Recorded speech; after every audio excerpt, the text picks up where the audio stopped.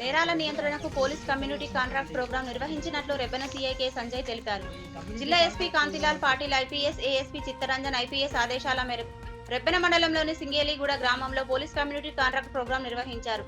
ఈ తనిఖీలలో 2 లీటర్లు గుడుంబ మరియు ఒక బెల్టు షాప్ తనిఖీ చేసి సరైన పత్రాలు లేని 15 ద్విచక్ర వాహనాలు స్వాధీనం చేసుకున్నారు. సింగరేణిలో కార్మికుల వ్యతిరేక విధానాలను నిరసిస్తూ ఏఐటీయూసీ ఆధ్వర్యంలో బెల్లంపల్లి సింగరేణి ఏరియాలోని జీఎం కార్యాలయాల ముందు ధర్నా నిర్వహించారు. కార్మికులకు లాభాల వాటాను 35% త్వరగా చెల్లించాలని, డిస్మిస్ కార్మికులకు మరో అవకాశం కల్పించాలని, మారుపేర్లను సరిచేయాలని ధర్నా నిర్వహించారు. కొమరంభీం జిల్లాలోని జాతీయ రహదారి 363 రేపల్లెవాడ నుండి గోయగాం వరకు విస్తరించి ఉన్న రహదారి సమస్యలపై నేడు పీఎంఓ అధికారులు పరిశీలించారు.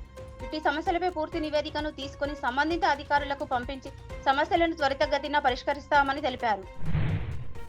సింగరేణిలో 2024-25 ఆర్థిక సంవత్సరం లాభాల వాటా 35% వెంటనే కార్మికులకు చెల్లించాలని డిమాండ్ చేస్తూ నేడు హైదరాబాద్లోని సింగరేణి భవన్ ముందు తెలంగాణ బొగ్గు గని కార్మికుల సంఘం ఆధ్వర్యంలో పెద్ద ఎత్తున ధర్నా నిర్వహించారు.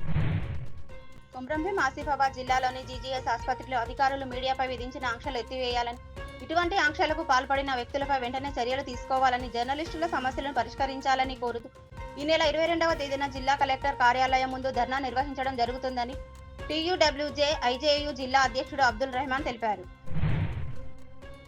సింగరేణి ఈపీ ఆపరేటర్లకు వేకెన్సీతో సంబంధం లేకుండా డీటీసీ C2B గ్రేడ్లను ఇప్పించినందుకు బెల్లంపల్లి ఏరియా ఖైర్గూడ ఓసీపీ సందర్శనకు వెళ్లిన ఏఐటీయూసీ బ్రాంచ్ కార్యదర్శి ఎస్ తిరుపతి, ఉపాధ్యక్షుడు భయ్యా మొగలీలకు కార్మికులు స్వాగతం పలుకుతూ ఆనందంతో బాణసంచా పేల్చి మిఠాయిలు పంచుకున్నారు.